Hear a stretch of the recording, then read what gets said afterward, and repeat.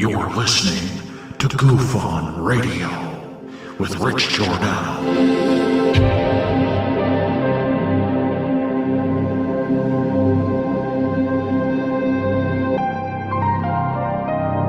My personal belief is that there is very compelling evidence that we may not be alone.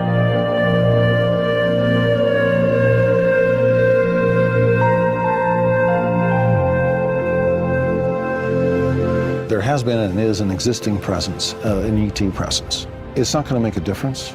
It's not going to change reality.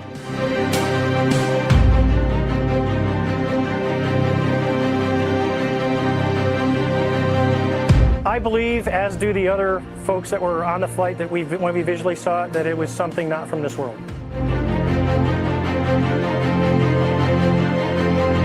Goof on Radio.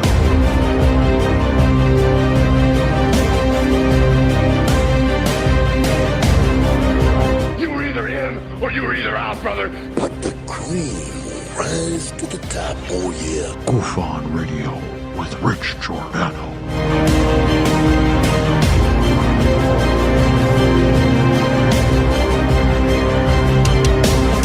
I occasionally think how quickly our differences worldwide would vanish if we were facing an alien threat from outside this world.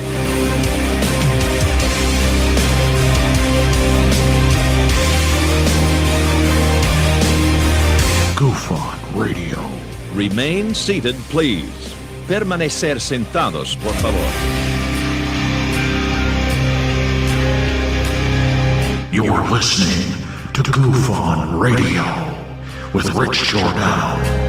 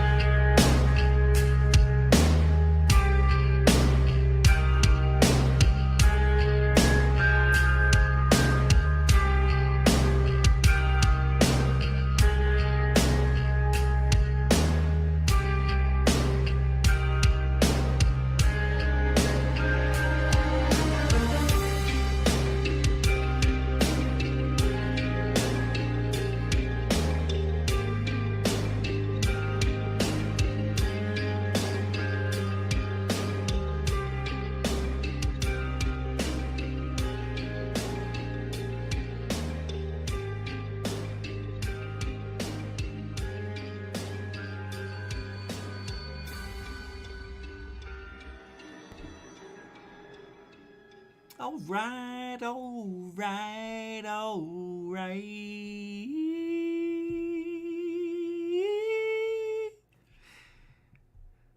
Welcome to Goof on everybody. It is Tuesday, July 12th, 2022.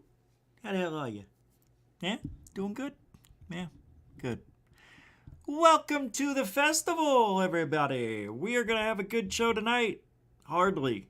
If I was you, I would take the kids, the dog, and get the hell out of here. It's going to suck. Yeah. It's going to be awful. It's going to be brutal. Earlier today, we looked at the James Webb Telescope pictures. Yay! It was historic. I got to say that. It happened. It was historic. You know how historic it was? It felt like getting those 9 preliminary that book report they gave us in June 25th last year. You got 180 days and we're going to give you a disclosure, pretty much, they said. Nah, they didn't. It was all right. It wasn't anything spectacular. Although they seemed happy at the JWT. J. It might as well be G. I mean, I don't know. I was trying to look at these things and get excited. I just couldn't.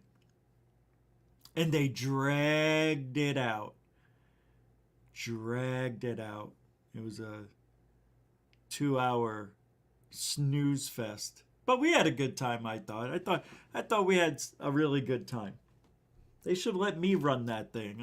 You know what I mean? We got a picture of some stars. We have a few galaxies. They look, yeah. You know what the difference is? They're a little clear. All right. And if I click this little button right here, watch this. Hey, no clouds, huh? Pretty good, huh? What? With clouds? No clouds. With clouds? Oh, watch this one. You thought the cloud thing was great. Watch this. See that? Red, green. Red, green. It's a beautiful camera. $10 billion to go to red from green and take a little cloud away. I gotta tell you, Hubble ain't got nothing on JWT. Yeah, I gotta tell you. And then 30 minutes in between the pictures. So not only did we have a 45-minute wait when they started, and then what they did, they taught you all about the James Webb Telescope, every single photo. Did you know the James Webb Telescope has the largest gold-plated? We know. You just told us the last picture. But did we need to thank them? You just thanked everybody. We got to thank them again. It's just a beautiful. I mean, as much as they delayed this project, that's what it felt like going through all these pictures. 5 pictures, 2 hours. I got to tell you. NASA, need another sedative. Alba. We'll talk about, I don't know what the last A could have been on that one. We're gonna look at some of those. Yeah, we're gonna look at some of those. All right, we're gonna look at some pictures, and then we got some UFO news around the world. Not gonna have the like I said, not a good show. Not a good show tonight. Well, let's do roll call anyway. Huh? Oh, by the way, you can help support the show or not. All the links are in the descript. Carl Ann, welcome to the show. David Gosling, welcome to the show. Hugh Gaydarn. Hugh, I know, it's one of those favorite, it's one of those names. Well, let me see if I can get this one. Hugh Huggadarn. Hugh Gaydarn. Hugh Gaydarn. I don't know, man. It doesn't make sense the way you have it. Dr. Z. Smith is back in action. What do you say there, snap ahead? Where you been hiding? Gush all over Felicia Flores, wherever she is. Welcome to the show. Ninja Realms here. Ninja Realms here. Oh, yeah. James Spiderweb. That's a good one. I like it. Like your style there. Welcome back. Jordan Bonnie. Hey, Jay. What's up, man? How you doing? Jordan Bonnie made it to the show. Newcomer? I think so. Welcome. Good to see you. Mike Johnson, Big Apple. What's up, Mike Johnson? Welcome to the show. James Jimenez. 2 J's are better than 1. It is Tuesday. Lisa M. I'm right. You did get a haircut, right? You did get it. You got a little taken off the top.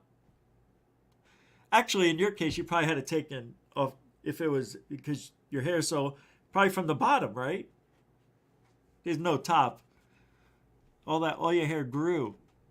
Welcome to the show. Marvindale Likens Jr. What's up? I've got my laser pistol. That's great. I hope you use it. Good to see you. Me too. I've got my laser pistol. Marie Jose Sproul. Wait, Jose.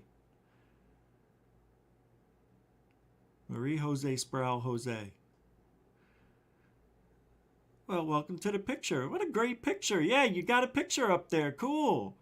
Nice to see you. Nice to meet you. John P. Adventures. Officially Marie Jose Sproul Jose. John P. Adventures, what's up? Good vibes as always. Virtual hug and a good friend.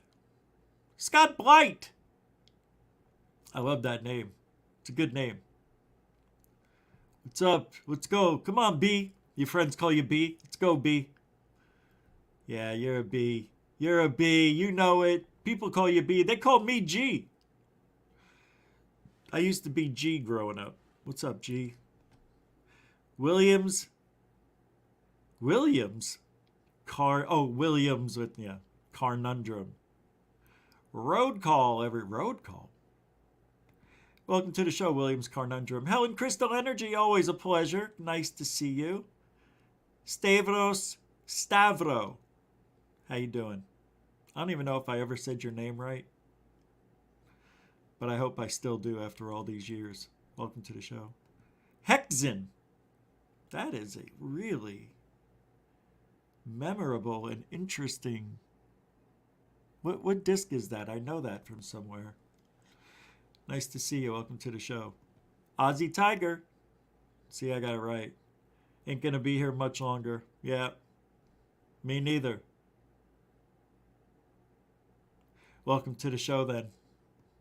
Zach Diecast Montu. What's up? Welcome to the show. It's a long intro today. Born to Fly. Welcome to the show. How you doing? Mike Rotunda. Welcome to the show. How you doing? All right. Dead Bub. Dave Bailey. Shane Reed. Jiminy Glick. Cindy Boyd. Welcome to the show, everyone. All right, we're going to the front door. Marler Audio. Welcome to the show. Nice to see you. That's a newcomer right there, huh? Johnny Southside. I've seen your name before. Yeah. Rich, I'll be cooking for 6, but I'll be watching. Wish I could send you a plate.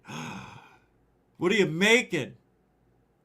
I'm going to tell you with my psychic abilities, I know what you're cooking. Chicken. On the grill. Peppers, onions, the whole schmear. Yeah. Send me a plate. Virtualize it. I don't care. FAP in the house. Hey, that's a $20 super chat to get things rolling. Yeah, thank you, man. I appreciate your generosity. As always, a continuing supporter of Goof On is FAP. And because it's a super dono. I'm the only one who does those. What's a dono? There's no comment, no sticker. Capiche? That's a one capiche show right out the gate. That's a $20 one. So what we do here, it's going to change. I've been saying that for 4 months. Thank you, FAP, for the $20 super dono. No comment, no sticker. All over those that follow. Mucho gusto, generoso. Aye. Yeah, we recorded that one earlier. Thanks, FAP. Did you hear the little aye? Yeah, we barely got that in. Good one. Grazie. Grazie. FAP. Coming in strong. So the James Webb Telescope, and if I didn't say hi, it doesn't mean I don't love you, the Josh and Artemis show. It means we got shows to do. Got a lot of work. The first 15 minutes is our pleasantries, the 5-minute intro song that I put back up. I have to have that intro. I know a lot of people who come into the show, when it's not live, your intro is too long. Because every show's an event. Do you understand? Do you know where you are? No, you don't. I don't either. No, I'm not taking it out. You can fast forward to 7:20 of every show, and that's where we get started. Right now, it's like clockwork, 20 after the hour. We even had another super chat from Bernie. Bernie Muro coming in strong. That's another dono. Super dono. I tell you what, Bernie. You know, we have to. It's Bernie Muro with another $2 super dono. He's moving on go. Mucho gusto, generoso. Aye. Is this a UFO show? Where am I? The new people are like, this is so stupid. Let's get out of here. And they ran for the hills, they did. Run to the hills. And guys, run for your wives. Thank you, Bernie, a continuing supporter of GoofOn. I'm pulling up. I'm pulling it up. Hold on, kids. Hold on. Hold on. Hold on, Ma. Hold on. Oh, wow. Oh. Yo. Hey. Hey. All right. So for those, I'm not going to go over the whole entire James Webb Telescope review. You can go to the earlier broadcast I did today to watch that show, but I am going to show a couple of things while we're here because some of you weren't and may be interested to see what happened earlier today. I did an impromptu show while this historic event went live, and I have to say, I know we had a good time. I for 2 hours, I was, if I wasn't doing this, I wouldn't have watched. I couldn't, this is the first picture they showed us. I know, it looks like every other one we saw from Hubble. But yeah, this lady gets real into it. She describes it rather nicely. I like her attitude. Seriously, I'm not kidding. There's Bido. I can't say the rest of it. Bidophile. Huh? Yep, there he is. We're so thrilled, and they got the profundity of what we're seeing. And so now we're gonna let's do it. Okay, we've got Let's the whole take a look world at the watching. first Are you one. ready to put the first image up? Oh, let's do it. Let's do it. Absolutely. I'm going to have some dinner. All right, here we go. Okay. So the first image is a deep field, and it's also a deep field with a cluster. So why don't we walk It's a through cluster, this just a little bit. forget about So it. if we come up and look at this image, first of all, it's really gorgeous. Really? And it's teeming with galaxies. And that's something that has been true for every image we've gotten with She's Webb. so cool. I We like can't her. take blank sky. Everywhere we look, She's there's Jeremy galaxies Corbell's everywhere. mom.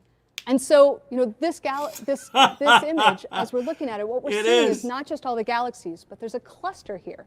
And so the cluster are all these white Well, kind of that's ethereal sad. Sadly, she would be the same age. Hey, I didn't say it. galaxies.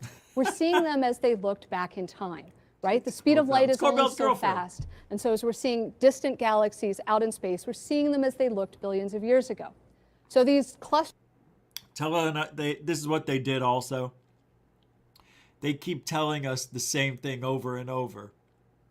You know, we're looking back in time, John. You know, that light took 13.8 billion years to get here. We're getting it. Just came over today. We took this picture this morning. Fucking A. You know, it's like, and then the next part, we got a picture here. Now this picture's 13.1 billion light years away, whatever the fuck they say. And then it's so frustrating. I'm not going to put you through this the whole show, I promise. Just this picture and one more. galaxies, the white ones, we're seeing as they looked about the time the sun and the earth formed.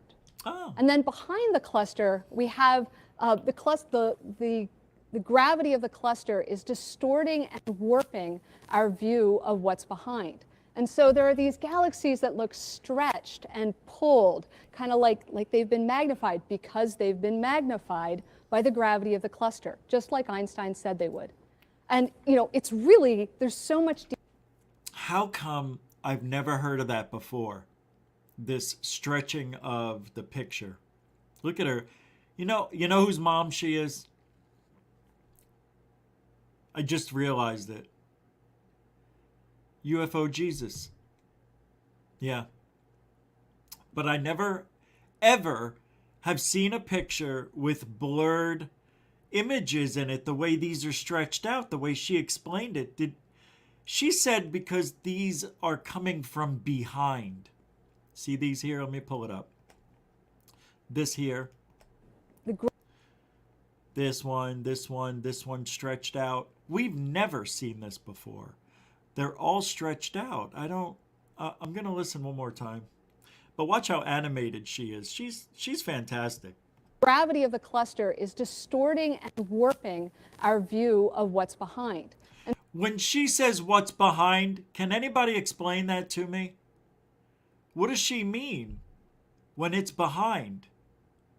Behind what? The other objects? I really don't know what it means when she says that. This is frustrating. This was the only part I had a problem with understanding anything. Because behind what? Capiche? That's a 2-capiche show. Hold on to your socks. We may go for the record. And so there are these galaxies that look stretched and pulled, kind of like they've been magnified because they've been magnified by the gravity of the cluster, just like Einstein said they would. And so why isn't everything stretched? Why isn't everything stretched?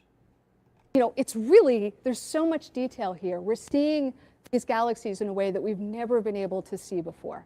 There's just a sharpness and a clarity we've never had. And so we can look at, if we zoom in on this image, and I encourage you as you grab this image at home, like zoom in. You can, you know, really zoom in and play around. There are galaxies here in which you're seeing individual clusters of stars forming, popping up just like popcorn. And then we also see in the background of this image, kind of littered like jewels all over the back of the image are these faint red galaxies.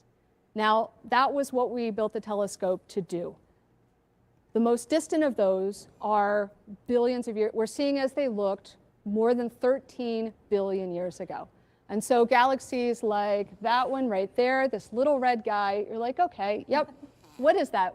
Well, Webb got spectra to figure out what those galaxies are made of, and this is that one. We're seeing as it looked 13.1 billion years in the past, less than 1 billion years after the Big Bang, and we're seeing the elements of oxygen and hydrogen as well as neon. You know, this is how the oxygen in our bodies was made in stars, in galaxies, and we're seeing that process get started.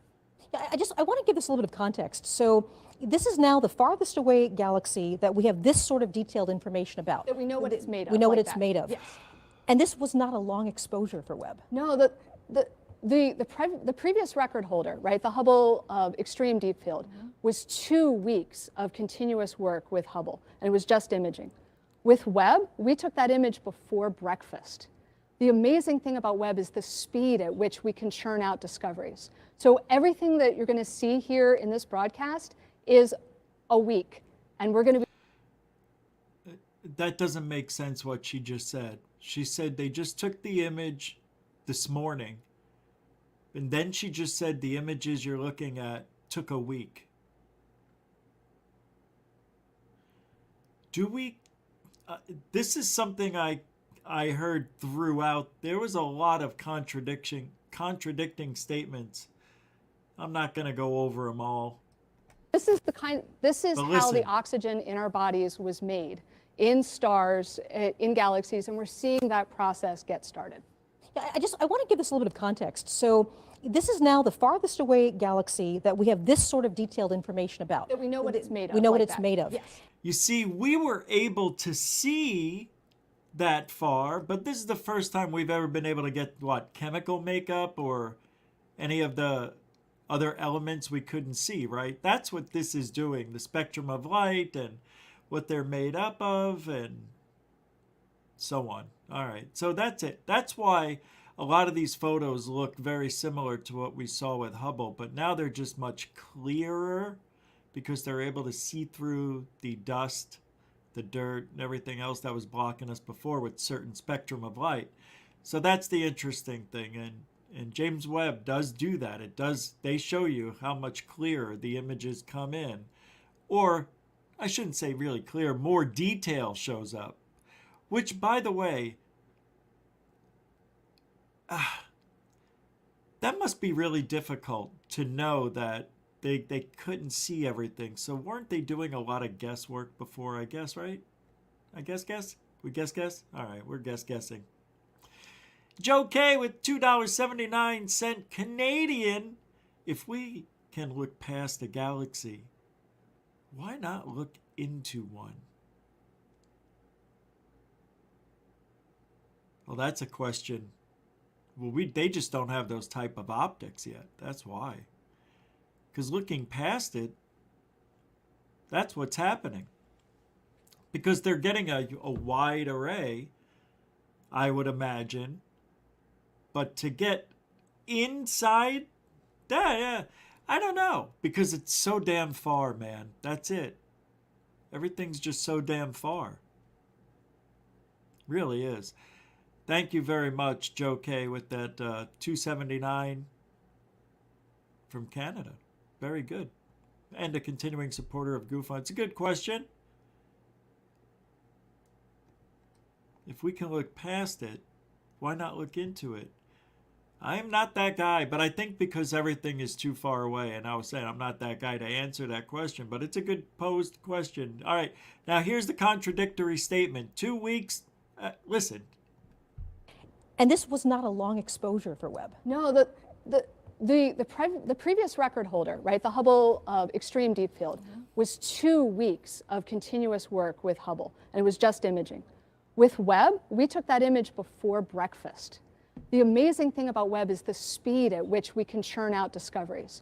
So everything that you're going to see here in this broadcast is a week, and we're going to be doing discoveries like this every week. That is absolutely incredible, Jane. So thank you so much for joining us.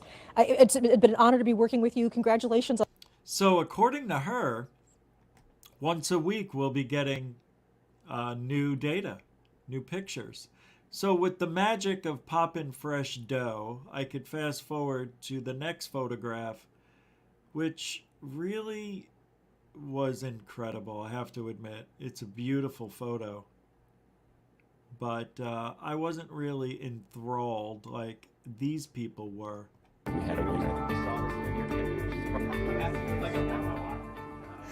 And now we are ready to see Webb's first image of a star dying, a planetary nebula called the Southern Ring. Don't you think this is sad? A star dying. That's like, are we watching and like beings die? You know, like, is somebody tuning in to Earth and watching, there's Rich Giordano. He's about to die today. This is the first time we've ever seen a human die from embarrassment. We have never seen this before. And to be honest, we're kind of excited here at Alien U. This is a human that we've been watching for 54 years. He's losing it. Is that how it is? Now we're going to be looking at a star dying. Yeah, you say, well, Rich, it's rock, it's gas, it's not. No, everything's alive. Everything. And this poor little planet, we're gonna watch this planet or star die. I mean, that's grotesque. Or is it? I don't know. I just hope we're all alive. The universe is alive. The Earth is living, breathing. Why do you think we have volcanoes? It's got indigestion. It's got a little agita. Got to get rid of that. Burp it up. Right? Come on. What do you think? Where do you think those haboobs come from, those big dust storms? That's right. Earth farts. Next. Ring. Let's do it. Oof. Wow. Wow. This near infrared image is, wow, the detail. Oh. Wow. Wow. She sounded so excited. Did you hear that? It was just unbelievable. Southern Ring. Let's do it. Oof. Wow. Wow. Wow. Wow. This is remarkable. Ha. Wow. Camera 2 on. Wow. I mean, whew. I got to tell you, Jay, doesn't come in any clearer than this. What is this one? It's a dying star. Dying star. It's beautiful. This near infrared image is, wow, the detail. Oh. Wow. Can you imagine her?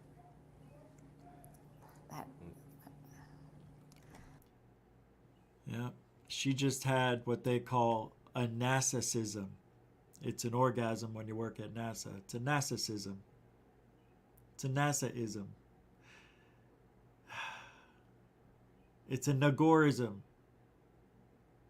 That really was a scientific orgasm right there. She just had one right here on national TV. Here we are. We have a near infrared image on our list. Can you tell us what we're looking at in these images? This is This is a cool. planetary nebula. It's caused by a dying star that has expelled a large fraction of its mass over in successive waves. Okay, so we actually see those waves in these images. Yes. Wow. And so there's a lot of structure. Can you tell us a little more detail about what we're looking? Maybe start with this one on the left. Yeah. So in the NIRCam image, you see this kind of bubbly, almost foamy appearance throughout the whole nebula with some very structured shells. And this foaminess is showing up in orange mainly. And this is due to the molecular hydrogen that's newly formed in the expansion, just lighting up the gas and dust of this nebula. And then as we move inward, you see this kind of very blue haze in the inner region. And this is actually due to very hot ionized gas that emits well in the blue that's heated by the core, the leftover very hot core of this star. And what about these like rays that I'm seeing in this image? Right there. So there's also rays in the outer regions that you can kind of see, and these are holes in the inner nebula that are actually allowing the central star's light to come out and kind of light it up like patchy clouds with the sun shining through. Wow. Oh, yeah, that's what it looks like. That's so cool. So you're actually a mid-infrared astronomer, which is different than near. So I have to interrupt, unfortunately. Earlier today, and I'm not sure if it's in between one of these, where they actually show us how they make these photographs, and would you believe it or not, they interpret all the data and create this shit. They put their own color into it. We don't know if that is the legitimate color of that star dying. We don't know. They do say it. They say it's art mixed with science. They actually told us that's what this is. And that makes me a little bit sad. A lot of bit sad, actually. Yeah, I don't like to see that. That's how they do it. That made me a little upset when they actually showed us. But they have to. That's a question people have. Are we actually looking at the photos themselves? They say yes and no, is what they said. Here's the next photo. So let's get ready to reveal our image. And remember that one of Webb's jobs is to find... She's kind of annoying. David Gosling with the $2 super chat. I have to say that's a Twinkie on him and Coral and Ghostbusters fans. Thank you very much, David Gosling. A £2, £2 super chat for Twinkie. A Twinkie on me and Coral and Ghostbusters fans. Mucho gusto generoso, a continuing supporter of Goofon. Boop. This lady's annoying. Thank you, Mr. Gosling. Find out about galaxies, more about the galaxies, but also to this is a really help good us to photo. understand how they change. And this image is going to be very, very useful for that. Let's reveal it now.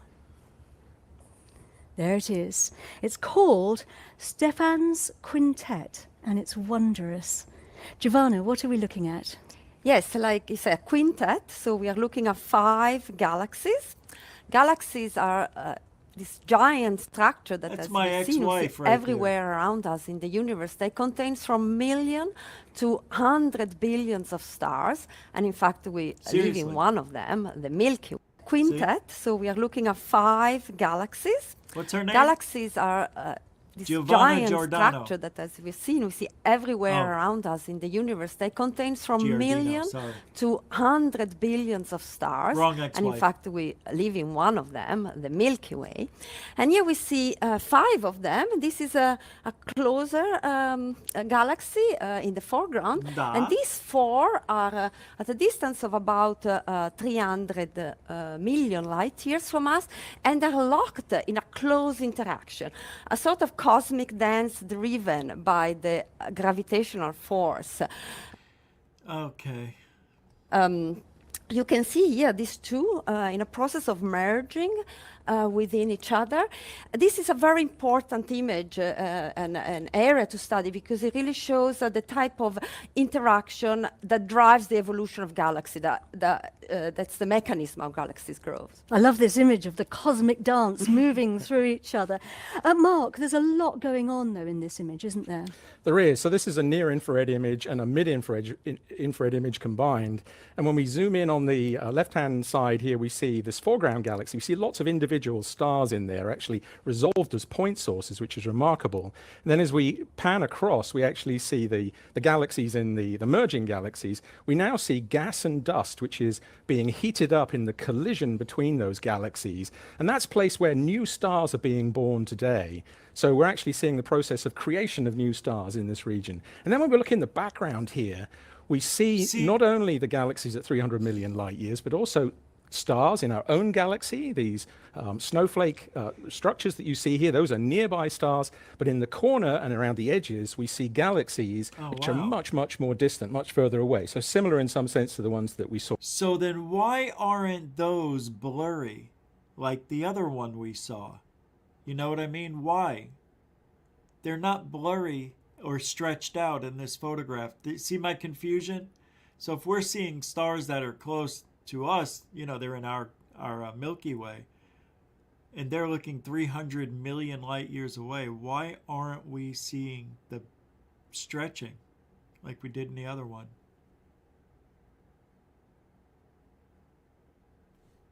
Because I think I know the answer. Because this is only 300 million light years away. The other ones were 13 billion light years away. I think that's why.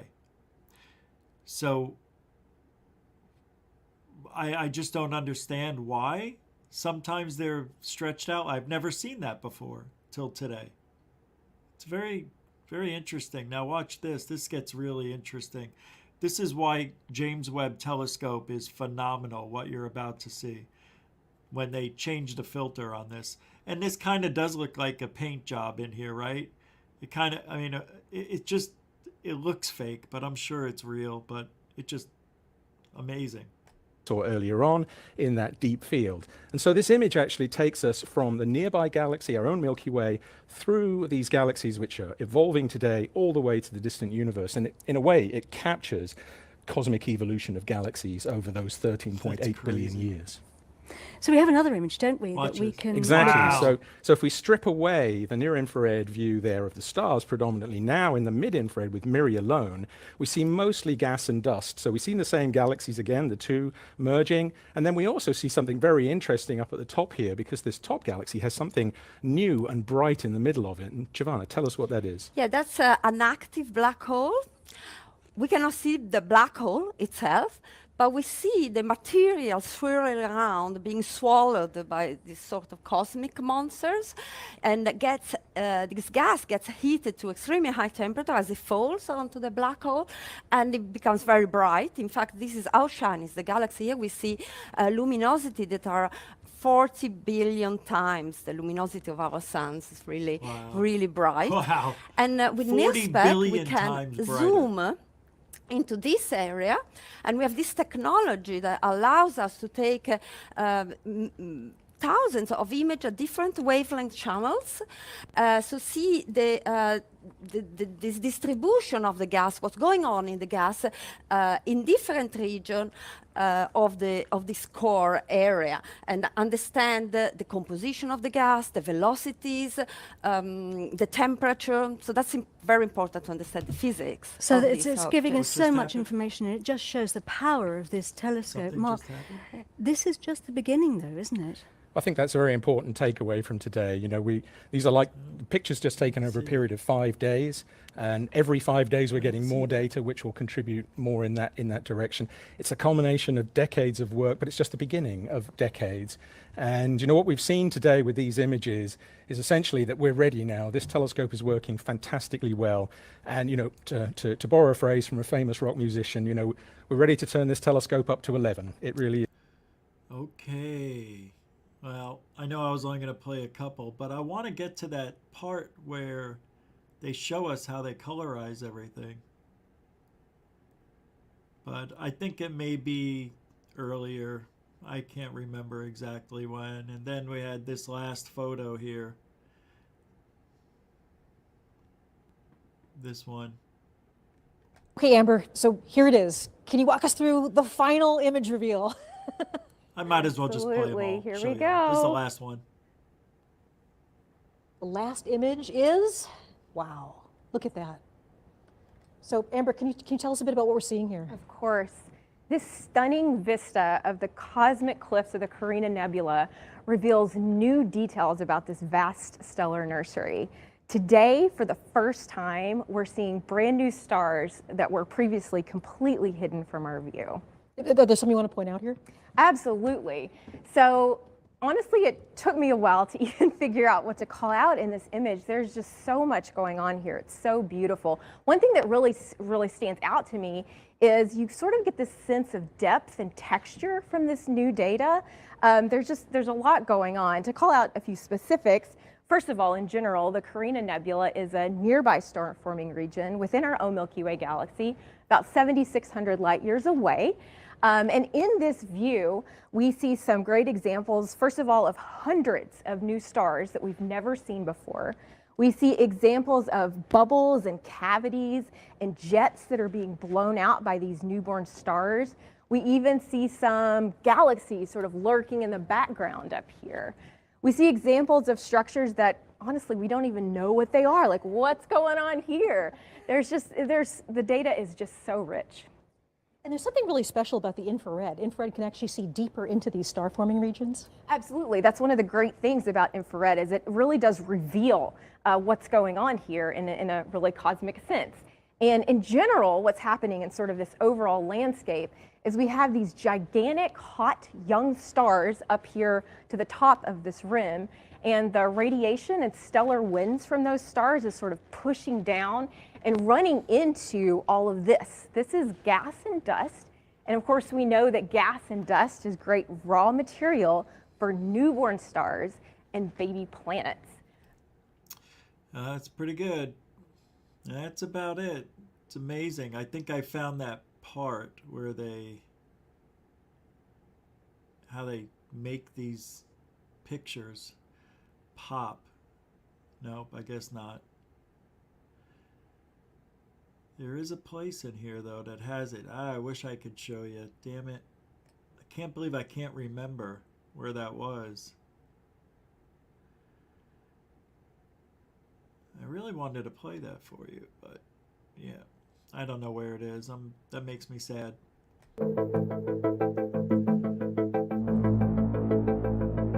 And then, you know, suddenly we now have the technology to do it. We didn't have 50 years ago. We didn't have the technology 25 years ago, even when we started this. We had to invent things along the way, so we did that, and here it is. Well, thank you. We'll be back to you in just a moment. So at the moment, we're going to talk about the way that Webb is a completely new way to explore the universe. So today, the mission releases its first science images and gives wings to the dreams of so many people who... Back, and my first email related to the first images was back from 2016. So back then, a committee was created, and this committee was charged with coming up with a long list of targets for the first images. And the reason for that is that the observatory can't see the entire sky at any given time. And this is because you want to avoid the mirror seeing direct sunlight to keep it cold. And it actually had to be quite a long list. We ended up with about 70 targets, from which we had to select only a handful. You know, what would create the most beautiful images, what would highlight the instruments. And the science potential. So here's Jody Pasquale and Elisa Pagan to tell you about how they processed these beautiful images. Here we go.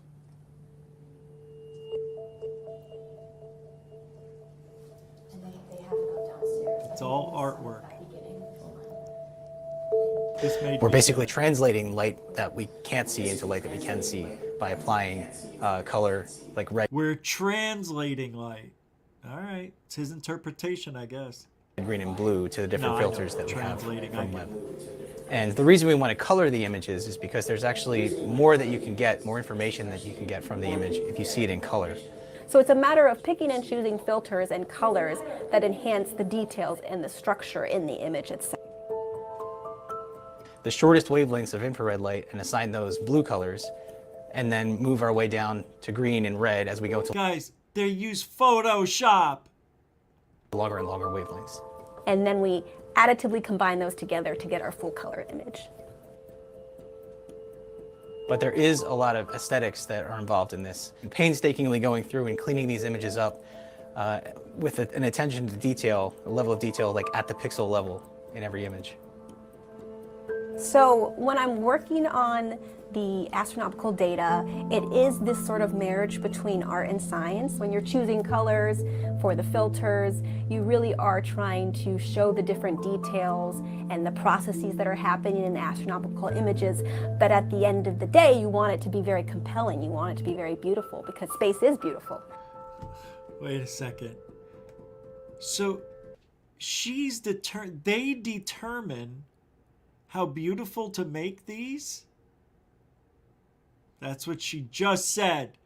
She said, we want to make these beautiful, make them pop, right? You really are trying to show the different details and the processes that are happening in the astronomical images. But at the end of the day, you want it to be very compelling. You want it to be very beautiful because space is beautiful. I don't know how to interpret that, but it sounds to me like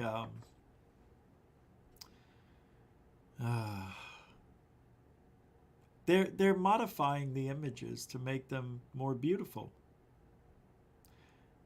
But they are interpreting the data. So I think they do get the colors generally right, but they do it here with Earth. They do it with Mars. They do it with the moon. Yeah, I don't like it either. I don't like it. Anyway, that's the James Webb Telescope pictures of the day. And, you know, that'll be an ongoing thing. And I want to take you to a UFO sighting that supposedly happened over Las Vegas. And I have nothing else to say about James Webb. There's nothing else to say. It is what it is. You guys, like I said earlier today, I did a show where we went over everything, listened to the whole thing. All that, you know, it's also on the internet. You can find it anywhere. Find the actual broadcast. I'll put the link in the description. Didn't I do that this morning? I did it on the other show, yeah. But here we are. Again, it's been a while since we checked in with Mr. Las Vegas, Stephen Barone. He's at it again. He has captured what may be the best looking airplane, drone, or helicopter I've seen in a while. This is a guy who has a very, I don't know how popular it is. It doesn't seem that popular for all the subscribers he has. But this guy lives where there's a couple of airports. He lives center stage around 3 military bases within flight range of where he lives. But the airport, that Las Vegas airport, and a lot of other areas in the valley over there in Vegas where they have a lot of training going on for rescue missions and shit like that. He has recorded things that have been debunked time and time again. And he plays around with the video to a point where he's actually deceiving you into thinking you're seeing something that you're not. For instance, an airplane in the distance. He'll record it, right? Now, most people know what their analytics is. You know, like I know where people are here watching my show the most. YouTube gives you peak performance areas of your videos. When you're a guy who makes a video like this every day or every week, whatever, and they're 10 to 15 minute videos, a lot of people just come into the beginning to see what the UFO is. And then they leave. Most people watch 2 minutes of a 10-minute video. It's awful. So what he does is he knows where his analytics are. Right at the beginning of the video, he'll put the airplane or the object, whatever you want to call it, he'll put it in fast speed. So it looks like it's actually moving faster. It is. It's moving fast. But he's giving you the illusion that this object is making sharper turns, doing things that are way more difficult than they really are because he speeds up the video. Then, several minutes later, he shows the normal speed. So he's trying to get you to give you that first impression is the video. Knowing his analytics, that people only watch the first couple of minutes and then they're gone. Of course he's not going to post the regular speed of the object. Now, why does he do that? Well, there's another reason. He'll double the speed of an object because when he zooms in, and he knows this is an airplane. I'm telling you, this guy knows. These are helicopters, mundane objects. But when he speeds it up, and he's just a little out of focus, and most of these are at night, mind you. When he speeds it up, you can't see the FAA lights flashing all the time. Because the light from the airplane, with him making it out of focus, encompasses the other lights. So all you see is a ball of light going through the sky at twice the speed it's normally going. When you watch his slowed down, or should I say normal speed video, you can easily see the flashing lights. It's weird. It's really bullshittery. It's like bullshittery. It's old school. It's like when the internet first came out. This guy's still living in the past. That's not how you do it. This isn't how you put videos up. This is really bad. Because that is what this object did. It began in the northwestern part of the valley and seemed to head east. Now on this video, believe it or not, this is actually in normal speed. I was impressed. But he finally has an object that is hard to figure out. Usually these videos are super easy to figure out. This one's, it's difficult. I don't know what he captured. There's no blinking lights. This looks like it's the normal speed. What this thing looks like a little bit. Hold on. I can't play more than what I've literally, that's all I'm playing. But there it is. I can't show you any more. But to me, this looks like, well, I guess I could show. I've only showed 6 seconds. I'm just paranoid. But I don't know, man. But when you take into account the guy's entire repertoire, look, you know, you can see anything could be going on out here. And it looks like he's behind glass. I saw some glaring going on earlier in the video, like reflections off of something. I don't know what's going on anymore with this guy. I haven't been to his channel in a year. But so I know that this is something very unusual. And look how slowly this thing is moving right now. So my conclusion would be it's a drone. Maybe, I don't know. And then he says the object disappeared. Now, the funny thing is, it's disappearing downward. It's probably landing now. That's why it's slowing down. It's probably landing, and it's probably a drone. But then he says this. It appeared above his head right here. I get to a point that's an iridium flare with satellite. my tripod and my camera. So I don't care what this guy has to offer.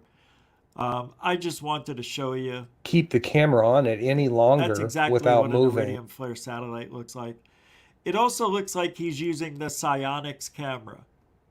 You can tell by this gray all over, and it changes the colors. I forgot to say that. So we're not seeing the true colors of this object or anything. It's all enhanced by the camera. And you have seen this with one of the hoaxers here on YouTube who uses psionics cameras only because you can make up anything you want. It's not red or green. It can't be an airplane. But look at this. That's interesting. It is. This is an interesting clip, I have to admit. And like I always say with Barone, I don't know how much time he spends outside. I don't think it's a lot. I think when he goes outside to smoke a cigarette, he sees something in the sky and he that's interesting looking. I can get away with this one. You know? Sorry, that's just how I feel about Stephen Barone. And not that hard to debunk. And I'm not trying to debunk. It's just when somebody has a video and has success in this field for multiple videos, you have to kind of raise your eyebrow and go, wait a minute, what has this guy got that I don't have? 3 military bases and 2 airports. And I think there's 3, somebody told me. It's actually 2 private ones and then the Las Vegas airport. So I haven't verified it yet, but this is what's scary, man. I mean, you got people trying to get away with shit all the time. Just say it. I don't know. He doesn't say that. He doesn't say this, you know, this is this, or this could be a private military. He doesn't say any of that shit. He won't. He won't mention that it could be a balloon because, I don't know, man. It is what it is. Oh, I thought he had more subscribers. He only has 16,900? I thought he had like 56,000 or something. Something went wrong. Something happened. This can't be his original channel. Hold on, let me see. Oh. It is. This is his original channel. Something's wrong. This guy's made it to TV with his videos and had a segment on a UFO show. But he only has 830,000 views? And he's been around since 2012? Something's wrong. I think he had to... I don't know. We have 1 million. And yeah, we started in 19? Goof on? Yeah. I don't understand. I thought this guy was huge. I think something must have happened to him. Maybe when he went on TV, he had to remove a bunch of videos, or something's not right. Yeah, I don't know. Maybe I'll send him an email. Say, hey, I saw your video you just posted of the object that has no blinking lights. Don't military airplanes, they don't have to have flashing lights, do they? But they do, but it just flashes at a different frequency than a normal airplane, right? A commercial flight, commercial plane, commercial flight. That's it. Anyway, that video is making the rounds. Hey, it is interesting. I don't take that away from the guy. The only thing I have to say is, you know, don't let your lying eyes fool you. Capiche? There's been a little bit of... there'll be a... it doesn't matter. It doesn't matter. Who cares? It's over. Let the guy have his fun. Who's it hurting? Right? Who's it hurting anyway? Well, it hurts all of you. Because then you look at that video, and then you're going to go look at all of his other videos and say, wow, this guy has the gift. He's got the sight. No, he doesn't. And I'm not going to go through his videos and show anything, but you can check it out.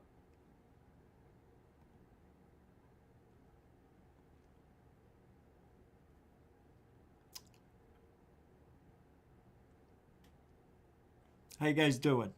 You guys all right? We got a Gigi Abby Lynn here. What's up? Welcome to the show. They Know Jim is back in action. What's up, man? Welcome to the show.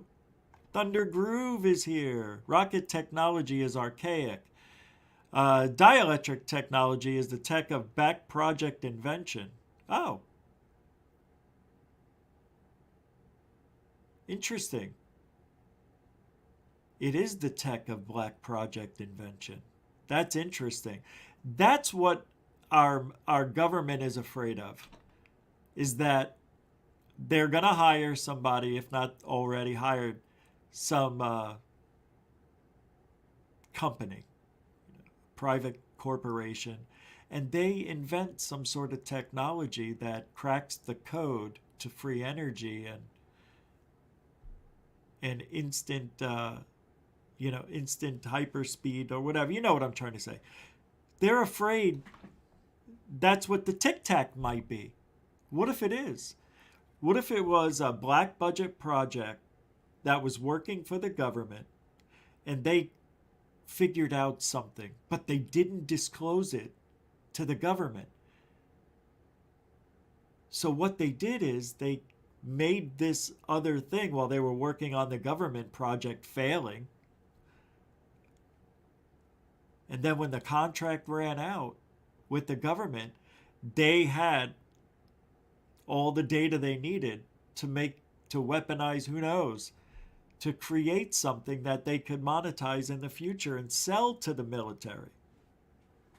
Or who knows what. Because what if the Tic Tacs are real? But it was a black budget company that went rogue and are testing out their equipment against the best of the best of the best.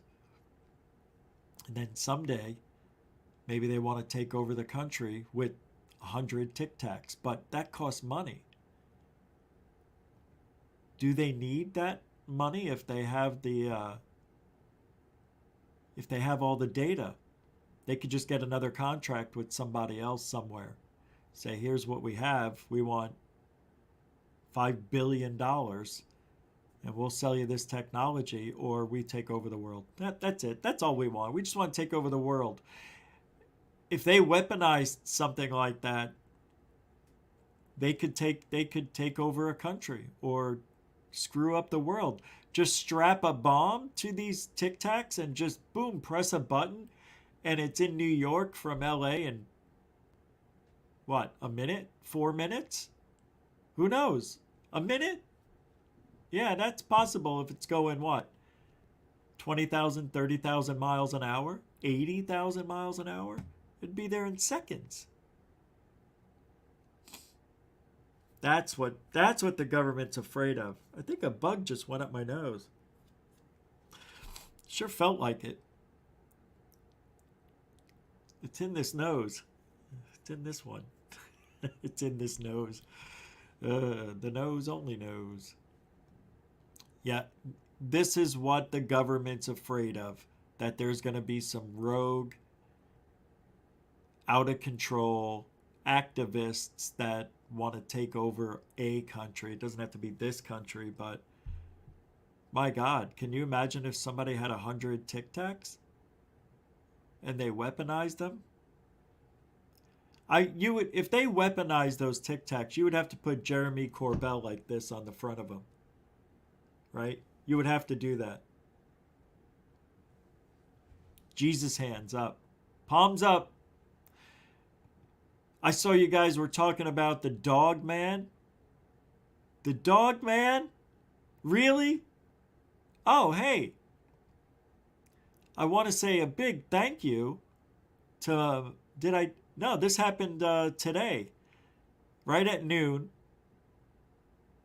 Cash App from Mike R. I don't want to say your last name, but it was 1420. Get it? Thank you very much, man. Appreciate that if you're listening. That's a very generous support. I did not want to forget that. And I do want to thank, it was Dorothy Hawkins sent me that clip. And I told her, about that Stephen Barone guy. So, hey, you throw enough shit up on the wall, something's going to stick. He may have captured something. He may have actually gotten a real UFO. I don't think so, because it started to go downward beyond the trees towards the ground. Like, if there's no other video of that object, something's wrong. Mr. Catfish sent me something. Let's see. Nope, he sent me something that I did watch. The first interview with, not Fravor, but Ryan Graves, the guy who said we're seeing these UAP every day. Every day? Yeah. Remember that guy? Yep. Do you want to know, somebody said what I am? I have become a person who leads people out of darkness. I have become a voice for the hopeless, one who sacrifices himself for others. It is your choice alone. Be the light that brightens up the world, and never turn to the dark side. I can't say who that's from, but yes, sir. As you wish, sir.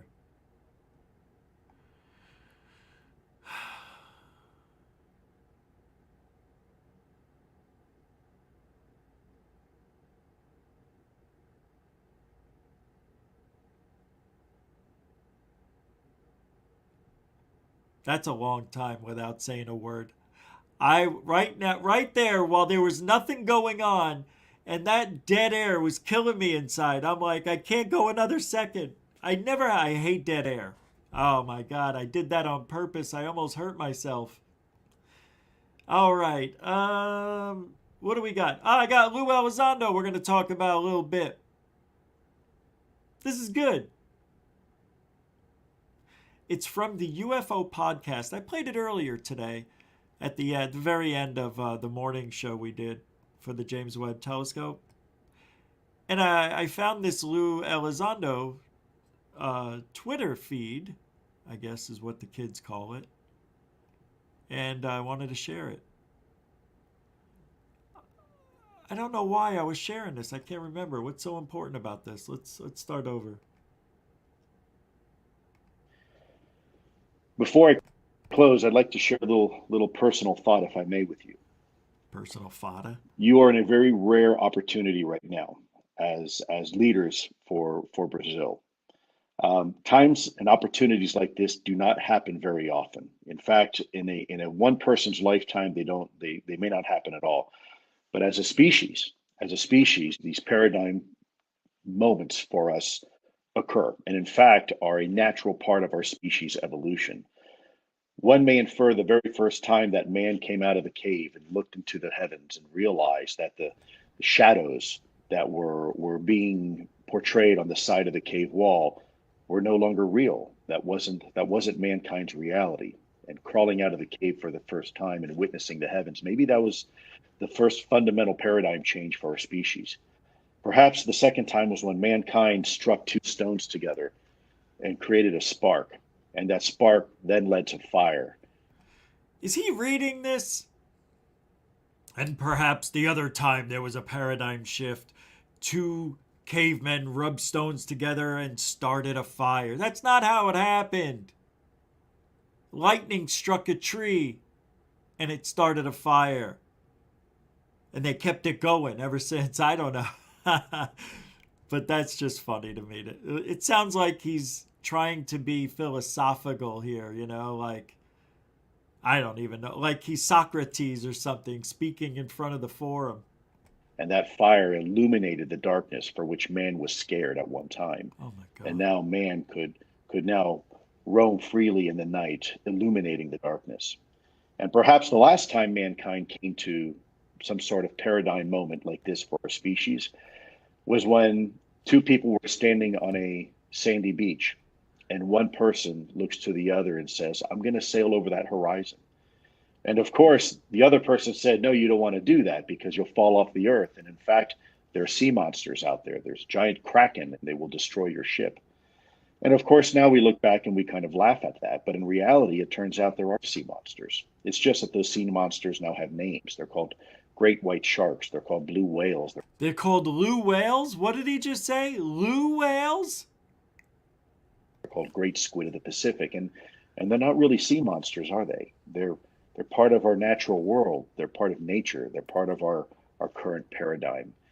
And so perhaps with this topic, this is yet just another paradigm moment. Perhaps we as a species are standing yet on another sandy beach, and we're looking at the horizon one more time, and we're about to sail over that horizon together.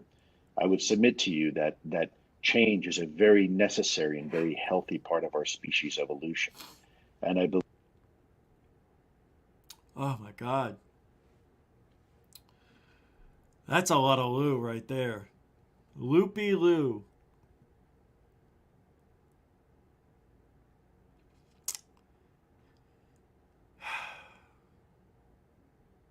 What was that? I mean, really, what was that? Maybe we're having another paradigm shift. The way the two cavemen came out of the caves and they realized, damn, shawty, there's a whole world out here. And that was a paradigm shift.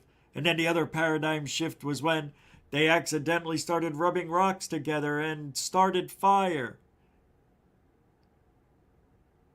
Damn, shorty, we need some sauce for these. That was the other paradigm shift. What was the third one? When they were standing on the edge of the shores? What was that one? And they looked out upon the horizon, and the other one person said, I'm going to go over that edge one day. And the other person said, you can't do that. You're going to fall off the edge of the earth. Nah, not me. And he sailed out into the ocean and was gobbled up by the kraken. Damn, shorty. I told you, you shouldn't have left. Shit. Yeah, I'm going to stay right here. Stop me a fire, man. Have a barbecue. I wish there was a way I could move this firewood. Anybody ever know how to make a wheel? And then the wheel was made. Damn, this is a lot easier than dragging shit. That was a lot of paradigm shifts, Lou. Lots of paradigm shifts. Damn, I wish you people weren't so GD sensitive. I have the greatest joke in my pocket, but I can't say it. That sucks. See, that's what I don't like about what's going on. Damn, you can't even put your hand in your pocket? No, that's not it. Not what I said. What are you talking about? You're talking about put your hand in your pocket and shit. I don't know what you're talking about. Shut up.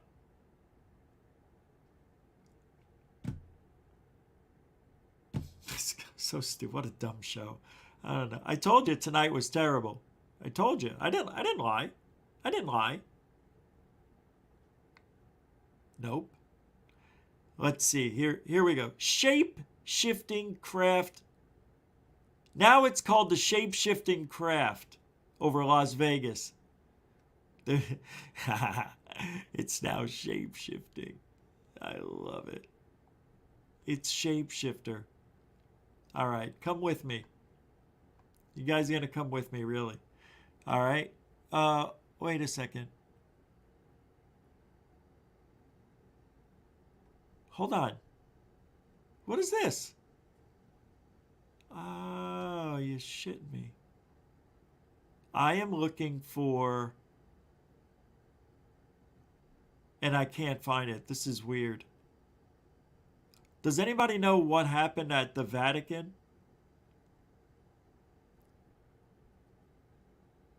No? Nobody? The big explosion? No? Don't remember?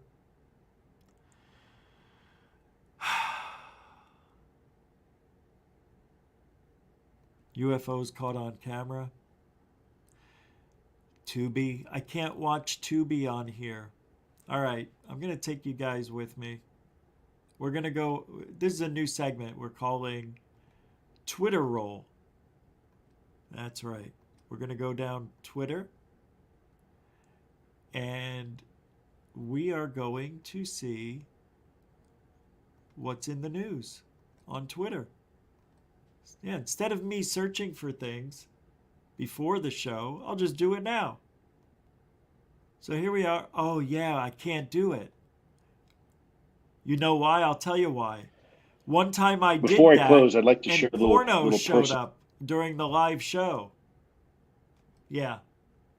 Shit, that sucks. I hate that I can't scroll. You can't on Twitter. On a live show, you should never scroll. Yeah, you'll get in trouble. Threatening asteroid on collision course with Earth has just been downgraded. All right, so what? Who cares? Tell me when it's upgraded again. A lot of people talking about Twitter. See, there's a girl in her bathtub. Why is she in her bathtub? Oh, here we go. Dorothy Izat. There's a 1-minute clip. We're going to have fun. Dorothy Izat. We talked about Dorothy here. Oh my God. Look at the video. Watch this. Thing up in the sky. This is without a doubt the most remarkable piece of footage she shot. Was where the aliens showed up. It's an image that appeared during one of Dorothy's routine sky watches just recently. And then I noticed that in the window were a couple of aliens in the window. So I said, oh dear, I can't see in the light's so bright. I said, I need to film you. I said, can you turn the lights off the ship? And I can film you. And they did. The lights go off. The aliens are there. And Wait a believe it or not, second. like all of Dorothy. Wait a second. That's bullshit. She didn't capture this. This is from Russia. This is a Russian UFO, and I am going to prove it. They got that wrong 20 years ago. This is not Dorothy Izat. That's a Russian object that was the size of a building, and this was supposedly what they called the vents. And it's distorted AF because of the year this came out. It was no HD. But man, that's amazing that they did that to Dorothy Izat. That they did that to me too. They put the wrong video in. Dorothy's footage. This has been purpose. Scientifically tested and declared genuine, or at least not fake. Bullshit. There's not a lot that we know about it, but we know that it's real. California UFO researchers Monica Ward and Peter Gatilla have thoroughly investigated the Dorothy Izat phenomenon and are now compiling a book of their findings.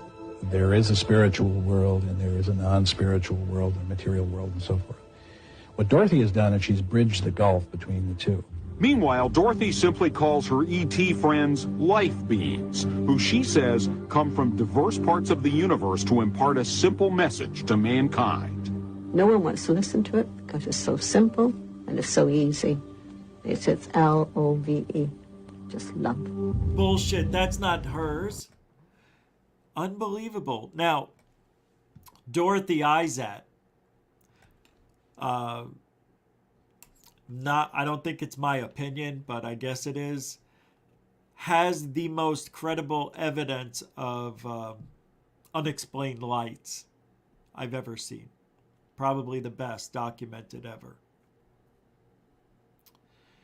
Yep, and you can see a difference with Dorothy Izat than you can with Billy Meyer and his little saucers hovering in trees and stupid ass. But Dorothy Izat's the real deal. She passed away, but you guys got to check out that documentary too. It's really good. Dorothy's unbelievable. Poor lady went through a lot of shit.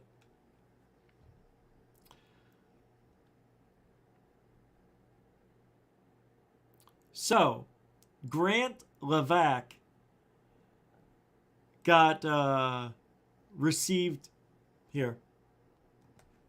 received this letter from RAAF, and it says, Defense does not have a protocol for the reporting and recording of UAP and UFO sightings. At this point in time, Defense will not be pursuing research into this matter. My question in response is, why? Thank you for your correspondence as of June 6, 2022, to the Deputy Prime Minister, the Honorable Richard Marles, MP, concerning UAP and UFO. I appreciate the time you've taken to bring this matter to my attention. And then Defense does not have a protocol for reporting that shit. I understand that the United States Congress recently held a hearing on UAP UFO sightings. As this is a matter from a foreign government, I am unable to provide you with further insight. I understand that this may be disappointing to you. However, I thank you for your ongoing interest and passion on this matter. Yours sincerely, RJ and IP Freely. All right. That's interesting. Yeah. Amazing that he got a response from RAAF. Mick West. Mick West News just popped up. Got to give him a little bit. All right. So what's going on? This is from Lou Elizondo. One may infer the very first time that man came out of the cave and looked into the heavens and realized that the shadows that were being portrayed on the side of the cave wall were no longer real. That wasn't mankind's reality. And crawling out of the cave for the first time and witnessing the heavens, maybe that was the first fundamental paradigm change for our species. Lou Elizondo, you just heard him in that video. Mick West is responding. Not a big deal, but I thought I should clarify my earliest tweet. Lou Elizondo gives a numbered list of 3 paradigm shifts in human history. Number 2 and number 3 are making fire and trans-ocean exploration. What is number 1? It's the allegory of Plato's cave. But what is it referring to? Exactly! Exactly. It's referring to Lou-ology. It's Lou-ology. It's called circle jerk. It's called trying to sound smarter than you need to. It's called bullshittery. Shh.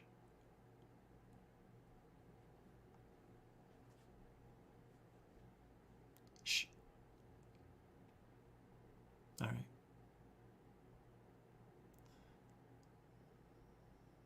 Shh. It's Lou-ology. Write that down. How can anyone be happy or excited? Rishi Sunak. What? Why is that in a UFO feed?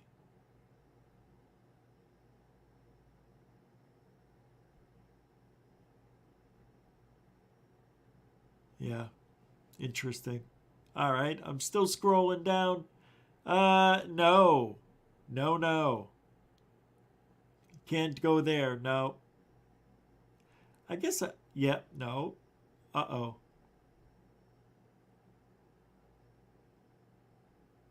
Oh my God. See, this is why I get angry. This guy says, this one too. You can really see the 5 observables in this one. Huh? Huh? Dan Lewandowski? Nobody's following this guy. Let's see how many followers. 1. Probably himself. All right. Thank God. Thank God.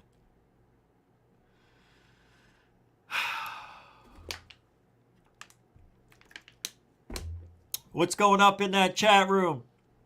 Welcome to Goof On. Hey, we can.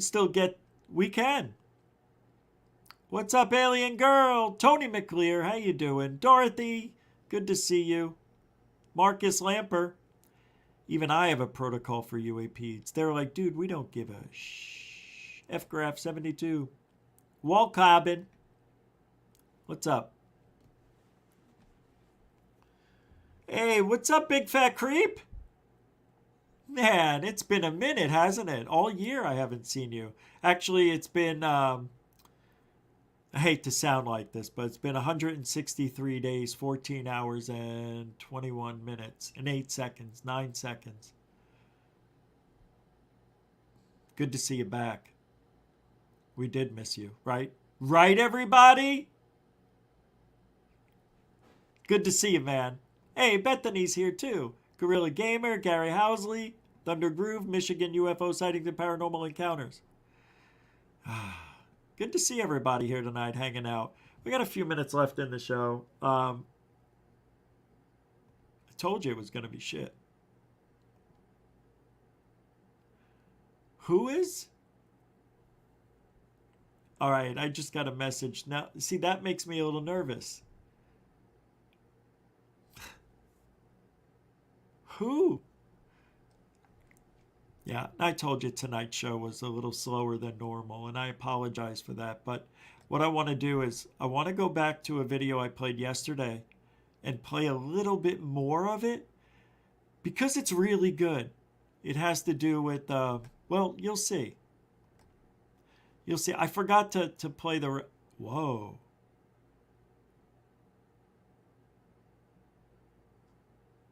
What? All right, here it is. We're going to continue right where I left off. This is the Billy Carson video with Third Phase of Moon, the interview they did the other day. And I just want to continue where we left off because it's a really good interview. And I don't have a lot more. I need material for the rest of the show.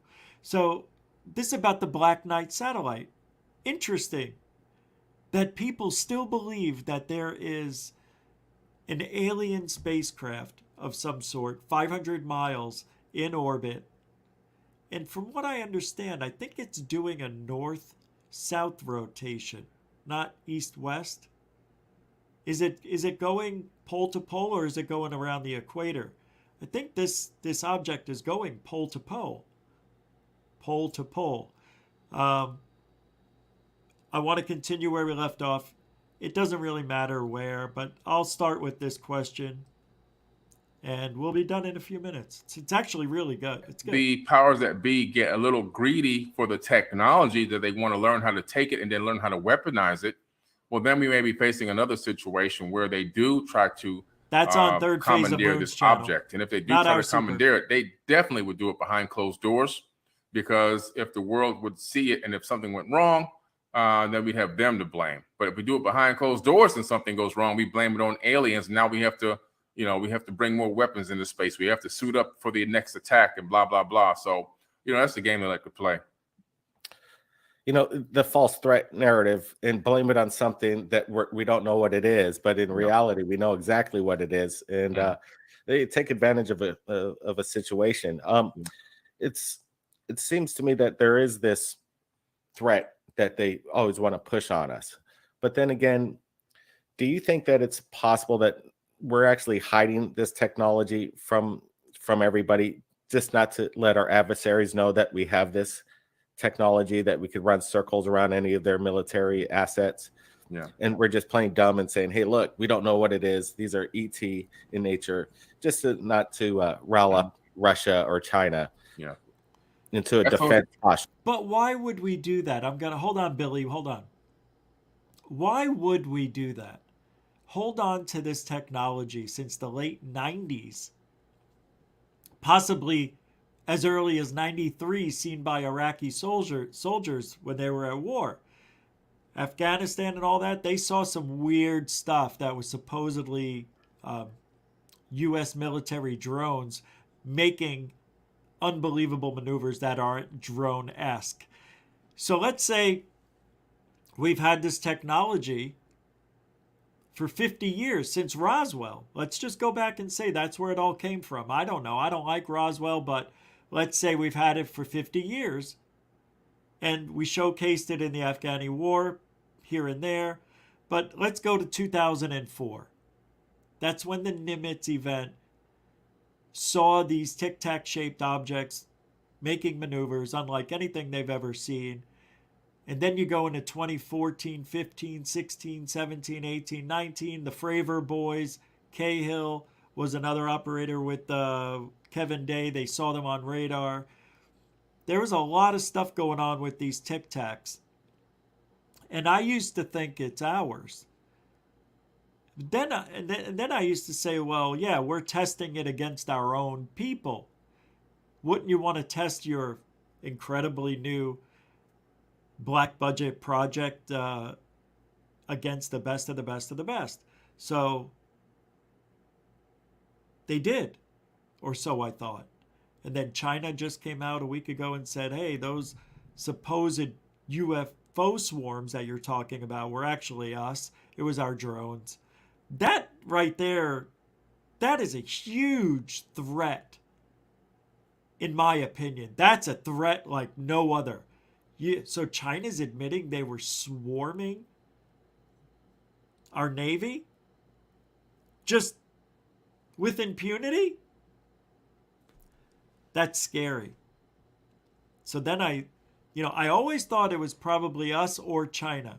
And then something told me it's China, and then they came out with that, and then they're saying, but that could all be bullshit too.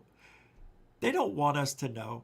So what are we using it for then if we're never going to use it? We have the technology. If we're not going to showcase it during war or during times when needed, when are we going to use this technology? When the threat of World War III is imminent, or when they launch their nukes? And that's when we're going to take out the Tic Tacs? What if they don't work? What if you turn them on that day and they don't want to charge up? I don't know. I don't know. I don't trust it. Something's wrong. But Blake just asked Billy Carson about this. So here we go. Here's Billy's answer.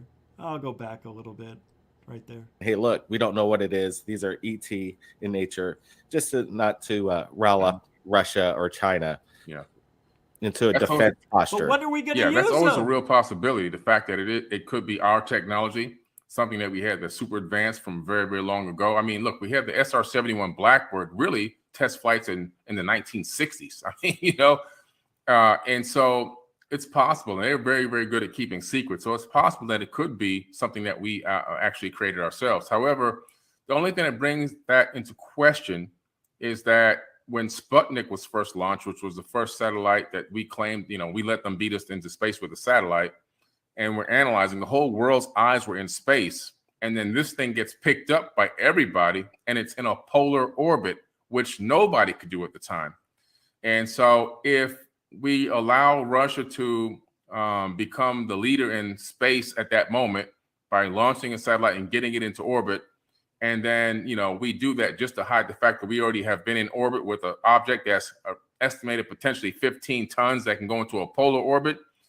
I don't know if that's a big stretch technologically for us in that time frame. Maybe there was a secret space program that had the capability, though, of doing something like that. But wow, it's really hard for me to wrap my mind around the fact that we will let the Russians have the glory of launching the first satellite and getting it into space and orbit. They had a lot of firsts in space as well. So it wasn't like that was the first thing that they did to us that we didn't achieve before them.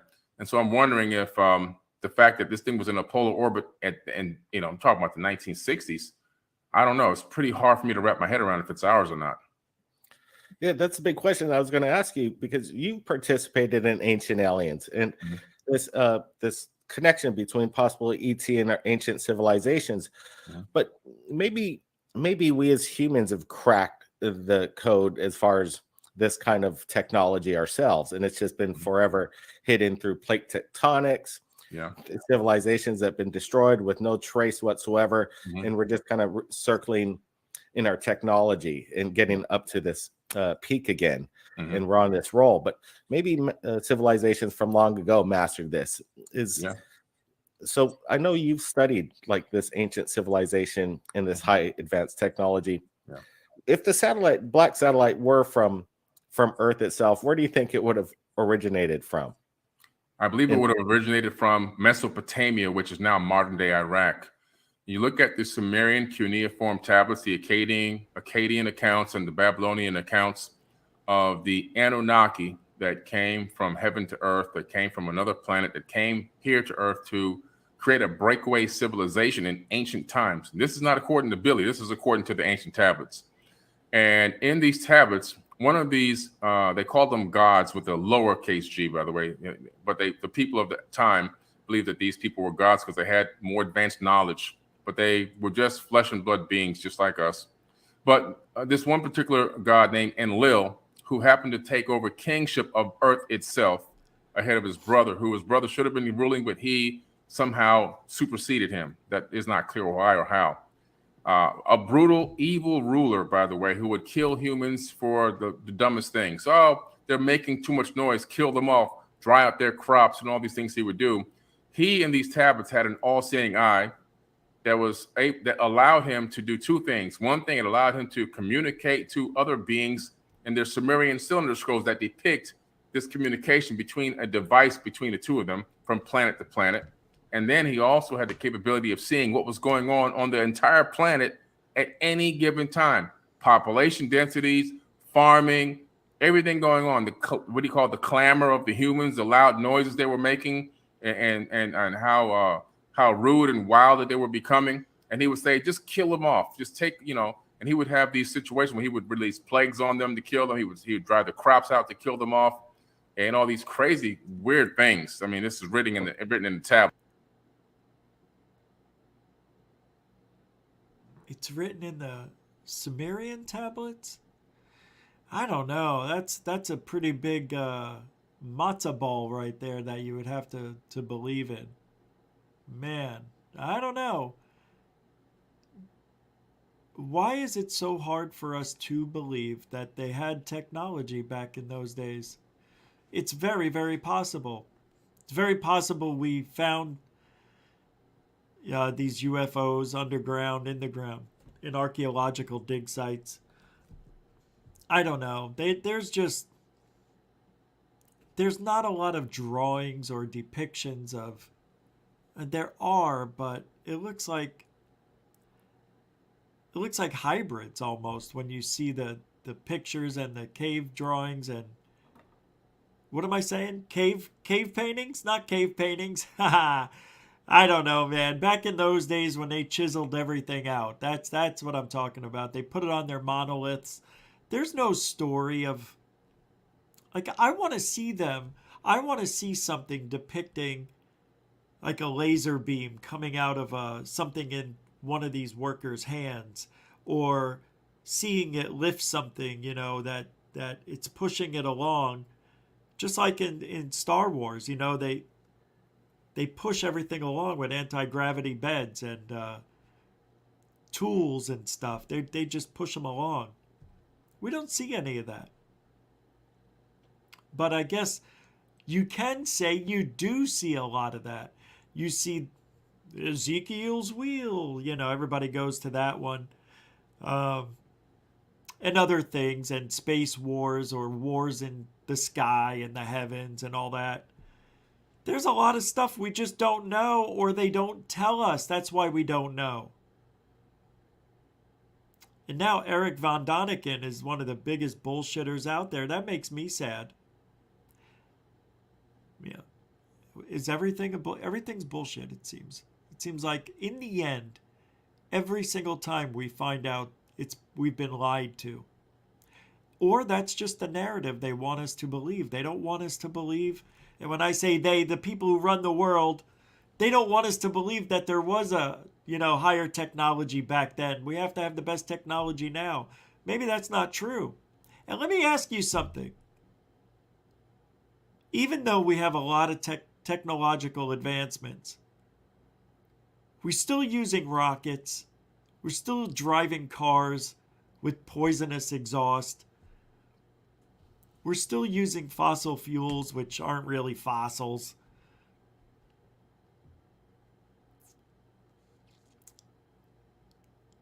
What has changed? Show me the alien technology. Where is it? Don't say lasers. They were already working on laser beams. Don't say Kevlar. That stuff has been debunked. What was it? Corso? That guy was like the biggest bullshitter. That guy's a liar, and not a very good one. Philip Corso. Not a believer. But anyway, I don't see any advancement. Yeah, you can say a cell phone is a computer in your hand. So we were going that direction anyway. Next.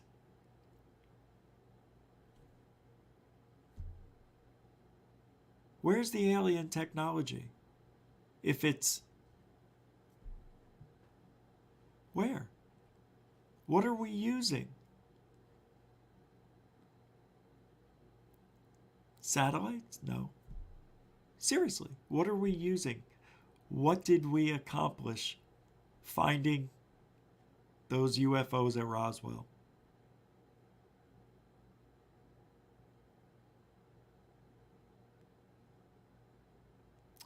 I'm waiting. Telekinesis? No. That's right. Nobody has an answer. A microwave? No, that's not alien technology. We'll talk about that tomorrow. That's it for tonight. What, Billy Carson? Should we finish it out? There's too much time. There's 10 minutes left. All right, we'll finish this out. Wow. But he had 5 an minutes. all-seeing eye. And in somewhere... Kind of like Google. Yeah, it's pretty interesting. Enlil, Enlil. And so what's interesting is the fact that he had proclaimed, and not only him, but his half-sister and his brother, that what they had done here, they would have to face an answer to the creator of all. So even they knew there was a higher power. And what they had done here was kind of like the Wild Wild West, and they were going to be in big trouble for it. Pretty interesting.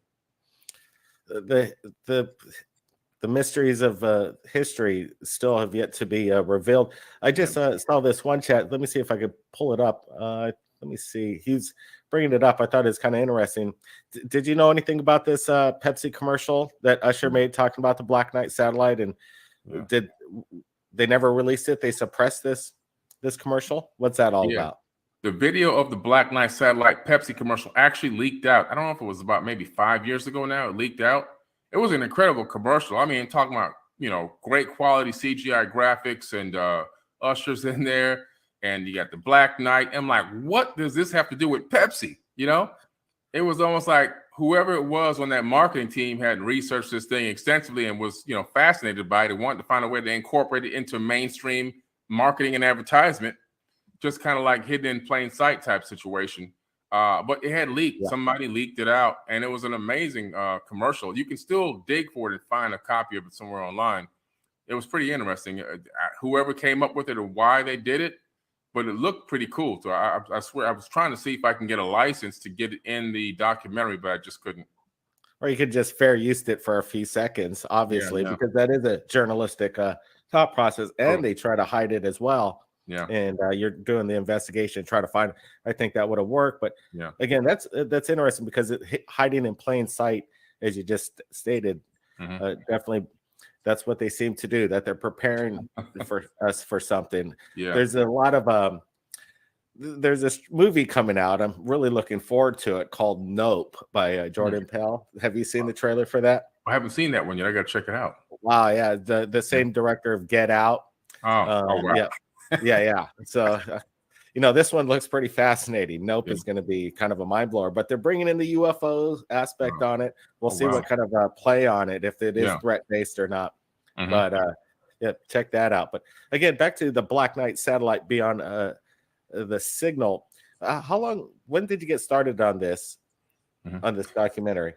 I got started on this about 3 years ago. 3 years ago, I said to myself, I got to get this thing started. I've been looking into it, researching. I have enough data, enough connections now, enough people that would be more than happy, researchers and scientists that would be more than happy to get involved with me on this project. and I got off to a pretty good start. And I started all solo by myself, wearing every hat in production and directing. All right. So I found the video of the Black Knight satellite, the Usher video. Here it is, behind the scenes. Here's a piece of it. Look at that. He's got it in the video. But I'll have to turn this down because the music plays. But here, you can see it right here. It's pretty cool. Yeah, he just talks about it. Right? It's pretty cool.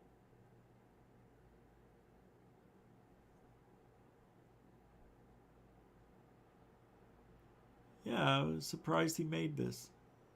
Watch.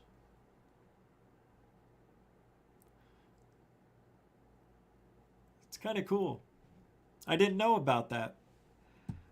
But I'll put the link in the description so you can look for it. Actually, when you type in Usher commercial Black Knight satellite, it's the first one that popped up. It's pretty amazing. Yeah, I know. I've heard about that. They've even got chambers that cure cancer altogether, Rich. Whatever you see in top movies, it's all real, bro. I don't know. I know what you're saying, but from what I remember reading a few years ago, there are some cancer cures out there. They even had the cure for AIDS a long time before it actually came out.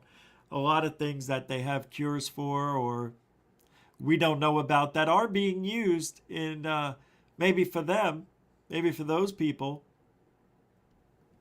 You know, maybe it's for the people who control the world. Who is? People talk about the Illuminati and things like that. You would think that there is some script the way things are planned. Hey, Bido was already talking about another pandemic, another one.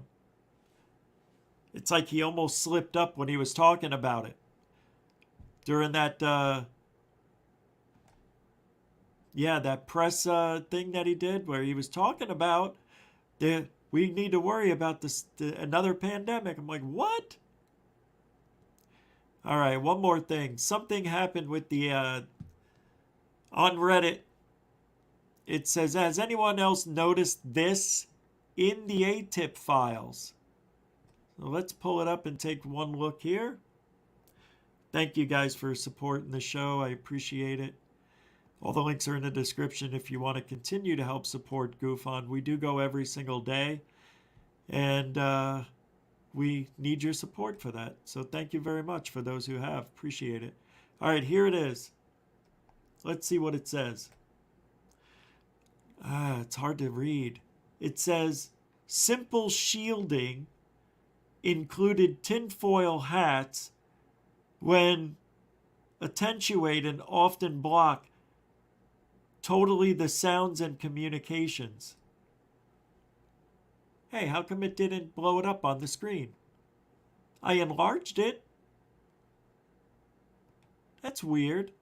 Hold on. This is why I hate the way StreamYard works now. Here we go. Simple shielding, including tinfoil hats, will attenuate and often block totally the sounds and communications. That is weird. Why? Why even have that? They actually wear tinfoil hats? All right. Well, thank you very much for hanging out tonight, everybody. I'm Rich from GoofOn. We'll be back tomorrow night, 7 p.m. right here on GoofOn. Don't forget our other show, The Wise Guy Show, at 10 a.m. Monday, Wednesday, Friday. We'll be back tomorrow morning. I want to thank the moderators and super chatters for all your help. Actually, can't do without you. Same with the newcomers and veterans. Thanks for giving the show a chance. I sure hope you come back. Don't forget to like, share, and subscribe. And I got one last notification. Who is this? Nobody. I mean, somebody, but it's my mom. Mike Johnson squeaking out that door with the $7 super chat from Canada saying, I enjoy the mix, Rich. You also have one of the best, if not the best, chat rooms that I've been to. We do, don't we? Don't we have the best chat room for UFOs? I have to say it's up there. A lot of smart people, a lot of nice and respectable people, like yourself, Mike Johnson, who is a continuing supporter of GoofOn. And what are we? Come on. You know what we are. Is this it? No. This one. Yeah. Truthology for ufology. With that being said, good night, God bless, and we'll see you tomorrow. Giddy up.